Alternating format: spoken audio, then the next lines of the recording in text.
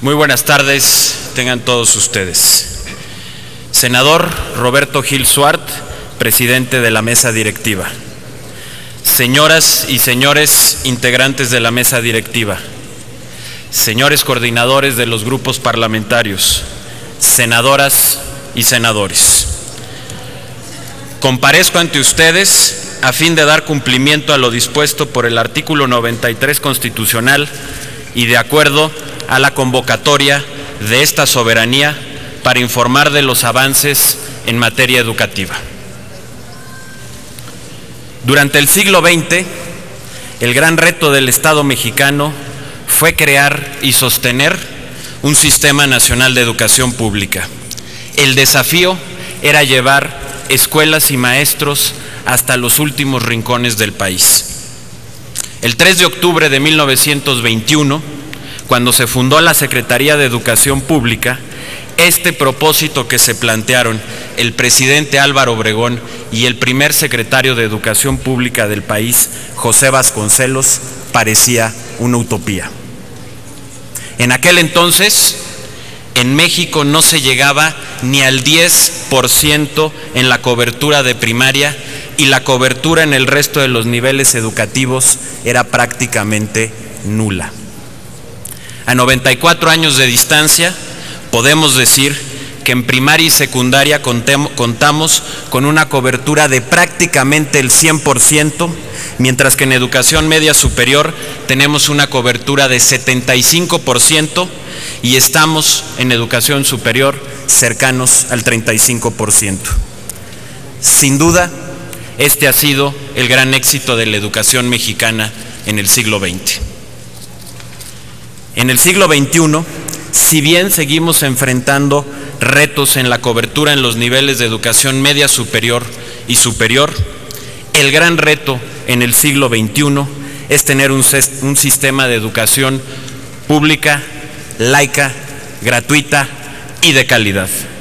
Y precisamente ese es el objetivo de la reforma educativa, que todos los niños, las niñas y los jóvenes de México tengan una educación de calidad. La gran mayoría de ustedes, senadores y senadoras, fueron protagonistas de esta histórica transformación.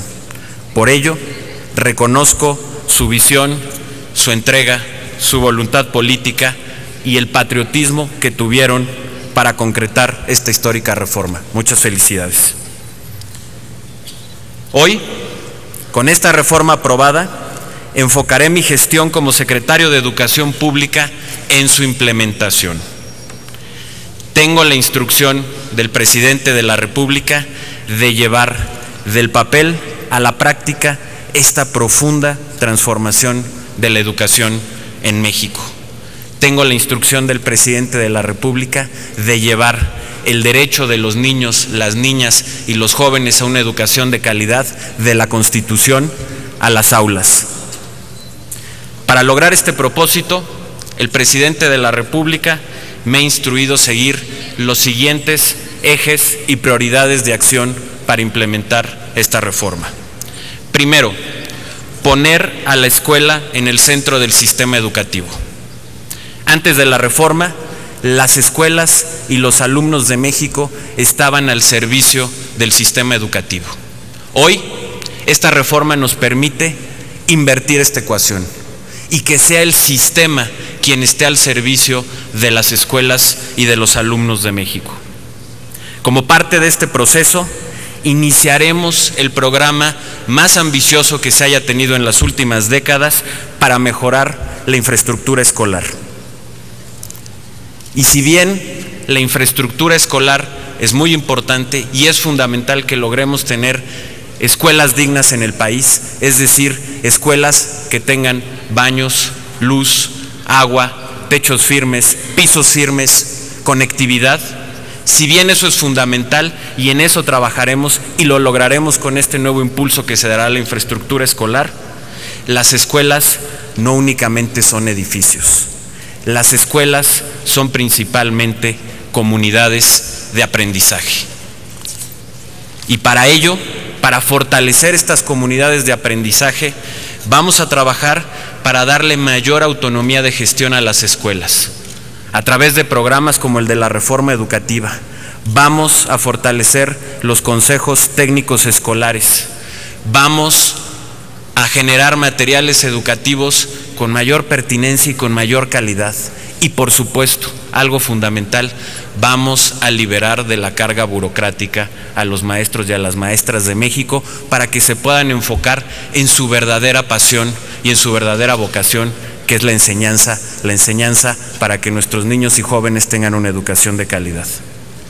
Segundo, vamos a caminar en la construcción de un servicio profesional docente de calidad. ¿Qué significa esto? Significa, en primer lugar, el fortalecimiento de la formación inicial, es decir, de las escuelas normales, que son y seguirán siendo el pilar de la formación de los maestros de México.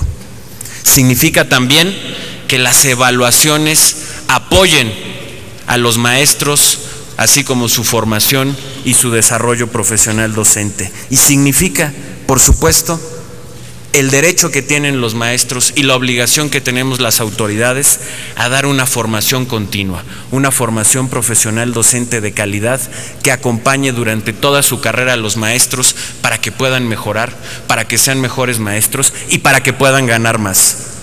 Tercero, equidad e inclusión. Para ello, complementando nuestros esfuerzos en la educación primaria y secundaria, fortaleceremos la educación temprana.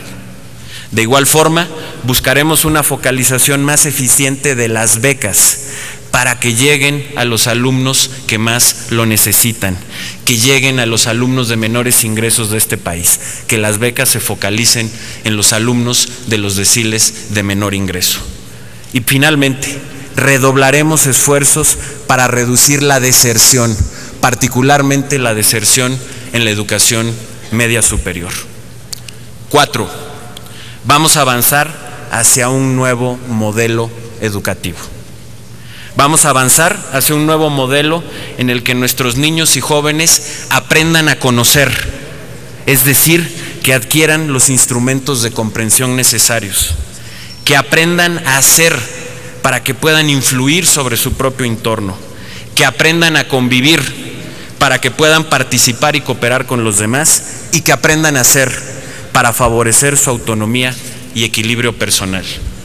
Para lograr este objetivo, a partir de los foros de consulta nacional para revisar el modelo educativo que se realizaron el año pasado, bajo la conducción de la Secretaría de Educación Pública, vamos a iniciar un diálogo muy amplio con las maestras y los maestros de México, con los pedagogos, con los expertos, con la sociedad civil y por supuesto con los legisladores federales y locales, para juntos poder ir definiendo el modelo de educación del siglo XXI.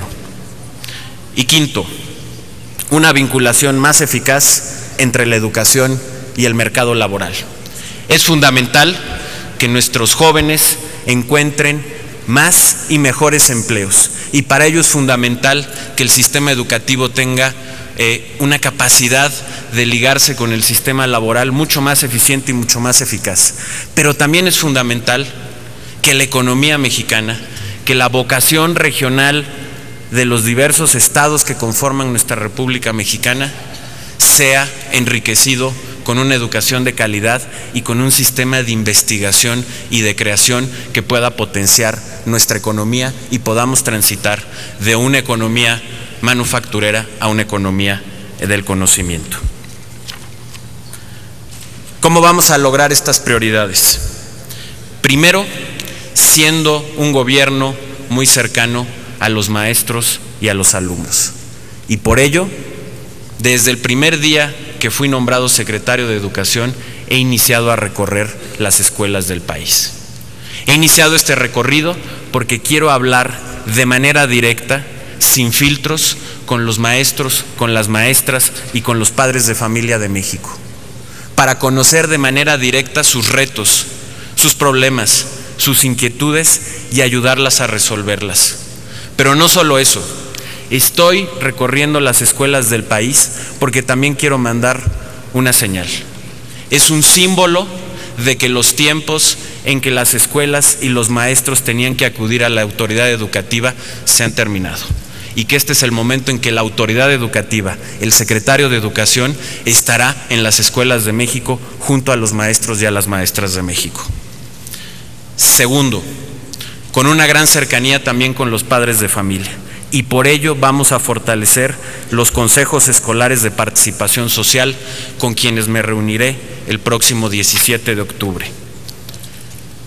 Tercero, con un diálogo cercano y respetuoso con el magisterio mexicano, con el Sindicato de los Maestros de México. Un diálogo que tendrá una gran claridad. El sindicato deberá cumplir su función de proteger los derechos laborales y buscar el bienestar económico de sus agremiados, y nosotros, la autoridad, cumplir nuestra función de autoridad. Será un diálogo en donde no se confundirán roles. El sindicato caminará en su carril y la autoridad en su carril, pero con esa claridad, con esa división muy clara de funciones que nunca se van a confundir. Mi oferta ha sido trabajar hombro con hombro y codo con codo con el Sindicato de Maestros por el Bienestar de la Educación de México. Cuarto, con un diálogo respetuoso pero muy profundo con el Instituto Nacional de Evaluación para la Evaluación Educativa. El INE, producto de la reforma educativa que ustedes aprobaron, es el responsable de conducir la política de evaluación educativa del país, y por ello requerimos de un diálogo franco, abierto, respetuoso, pero de una gran coordinación, y por ello, con pleno respeto a su autonomía constitucional, voy a ser un secretario que dialogue y esté muy cerca de ellos. En tan solo 4 semanas desde que he sido nombrado en este puesto, he tenido más de 2 reuniones con el Pleno del INE. Quinto, un acercamiento mayor con los gobiernos estatales. La Secretaría de Educación Pública da y tiene la obligación de conducir las grandes líneas de política educativa del país, pero son los gobiernos estatales quienes están en contacto cotidiano con los maestros, con las maestras y con las escuelas del país. Son ellos quienes instrumentan la política educativa del país y, por supuesto, la reforma educativa. Y por ello he propuesto a los gobernadores, y ellos han aceptado, que dividamos al país en 5 regiones educativas para que podamos trabajar autoridades federales y autoridades locales de manera más junta, más cercana, para poder ir superando los desafíos que enfrenta la educación de manera regional, las particularidades que enfrentan en las diversas regiones los retos de la educación, y juntos podamos implementar esta reforma educativa. De igual manera, tendré un diálogo muy cercano con las universidades del país, y por ello a la Asociación Nacional de Universidades e Instituciones de Educación Superior, la ANUYES, les he propuesto, en la reunión que ya he tenido con ellos, que nos podamos reunir de manera trimestral para tener una agenda clara y compartida en beneficio de las universidades públicas y privadas de este país. De igual manera, tendré un diálogo abierto con la sociedad civil, un diálogo con las organizaciones de la sociedad civil que se preocupan por la educación de este país, con los académicos, con los expertos y con el sector privado, que es fundamental tener ese diálogo, como lo decía hace un momento, para vincular de manera más eficiente y efectiva al sistema educativo con el sistema laboral. Y finalmente, pero no menos importante, quiero tener un diálogo muy cercano y muy franco con el Congreso de la Unión, con el Senado de la República y con todos ustedes. Y por ello, el día de hoy, quiero ofrecerles ser un secretario muy cercano, un secretario abierto a todo lo que tengan que decir, un secretario abierto a sus propuestas, un secretario, cuando sea necesario, abierto a corregir lo que haya que corregir, un secretario que también lo puedan escuchar y que pueda dar sus puntos de vista, y sobre todo un secretario abierto al escrutinio del Congreso de la Unión. La reforma educativa la hicimos y la construimos entre todos. La reforma educativa es de todos los mexicanos y de todos los legisladores, y por ello como secretario de Educación Pública, estaré siempre y permanentemente abierto al escrutinio, a la vigilancia del Congreso de la Unión, de este Senado, para que conozcan y sepan el rumbo que lleva la implementación de la reforma educativa. Y por ello, el día de hoy, con muchísimo gusto, con muchísima emoción y siendo un gran honor para mí, estoy aquí con ustedes a sus órdenes para contestar todas las preguntas que tengan. Muchas gracias.